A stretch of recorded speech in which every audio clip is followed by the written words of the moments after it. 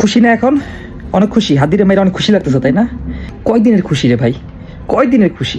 কয়দিন বাঁচবে? এই যে হাদিরে যে মারলি, ও তো একটু কষ্ট পায় মরে গেল, তো দেশের জন্য কাজ করতে চাইতেছিল। ও ঠিকই হাসতে হাসতে আল্লাহর রহমতে বেহেশতে চলে যাবে, এজ এ শহীদের মর্যাদা নিয়ে বেহেশতে চলে যাবে। তোদের কি হবে?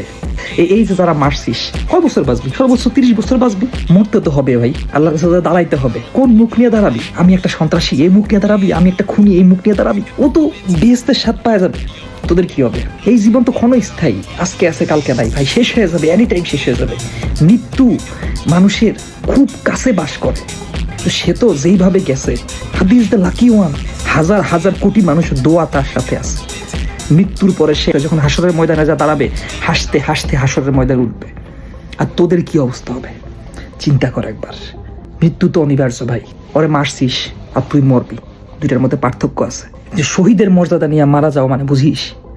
বুঝবি না ভাই। হাদি একলা মরে নাই, হাদির একটা বাচ্চা আছে, ছোট্ট একটা ছেলে আছে, হাদির বউ আছে। তুই হাদির বউরে বিধবা বানায় দিলি, হাদির বাচ্চাটারে বাপ সারা করে দিলি। সারাটা জীবন এই বাচ্চা যতদিন বেঁচে থাকবে, ওর মন থেকে অলওয়েজ বদ্ধ আল্লাহর কাছে পৌঁছাবে। তুই শুধু হাদিরে মারিস নাই, হাদির ফ্যামিলিটারে ধ্বংস করে দিছিস। যারা অন্যের দ্বারা নির্যাতিত হয়, এই নির্যাতিত হওয়া মানুষের দোয়া আল্লাহ সাথে সাথে কবুল করে নেয়। মৃত্যুর স্বাদ প্রত্যেকটা প্রাণী ভোগ করবে, তো তোরাও ভোগ করবে। একটার পর একটা মানুষের মারতেছে, একটার পর একটা মানুষের মারতেছে, একটার পর একটা মানুষের মারতেছে। ভাই একটা হাদি মারছিস, হ্যাঁ একটা হাদি মারছিস, কোটি হাদি জন্ম নিয়ে গেছে, কোটি কোটি হাদি জন্ম নিছে বাংলাদেশে। একটা হাদি মারছিস, তো এই আমাদের আন্দোলন, আমাদের এগুলো থামাইতে পারবি? মোটেই না, ইম্পসিবল।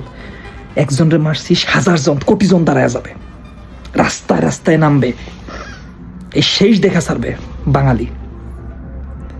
এর বিচার হইতে হবে।